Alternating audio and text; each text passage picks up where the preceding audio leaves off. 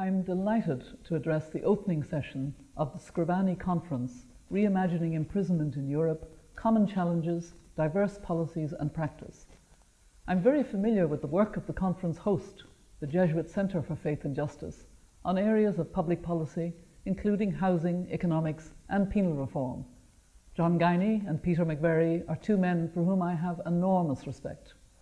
For decades, they have championed the rights of the vulnerable and marginalised in society as they work for economic and social justice. The commitment of the Scribani, or European Jesuit Network, to give voice to its ideas on European social issues of strategic importance is similarly to be commended. The issues under discussion at this conference are of critical importance, not only to those involved in the fields of law, sociology and criminology, but to society as a whole. As the use of imprisonment, both in terms of the numbers being sent to prison and the length of sentence imposed, increases, there's a need to reimagine imprisonment in Europe.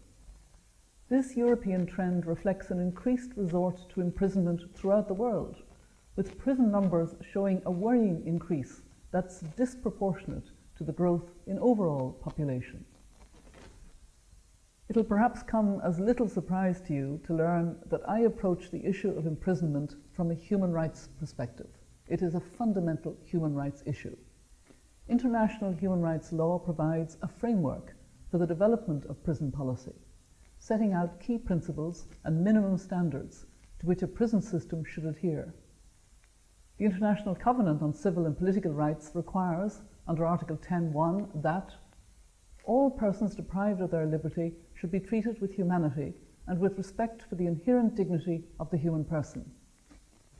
Yet, while there has been an increase in European and UN prison oversight structures and corresponding pressures to reform prison policy and practice, conditions of imprisonment and the incidence of breaches in standards continue to be a matter of serious concern in many European countries. Treating all persons deprived of their liberty with humanity and with respect for their dignity is a fundamental and universally applicable rule. This conference, which will analyse the political, social and economic forces that shape prison policy and practice, can begin to generate a new narrative on how imprisonment might be framed, one that is grounded in respect for human rights and human dignity. I'm really sorry that I cannot be with you in person this evening, and send warm good wishes to all present for a successful conference that will really make a difference to how we view imprisonment and to a better sense of prison policy. Thank you very much.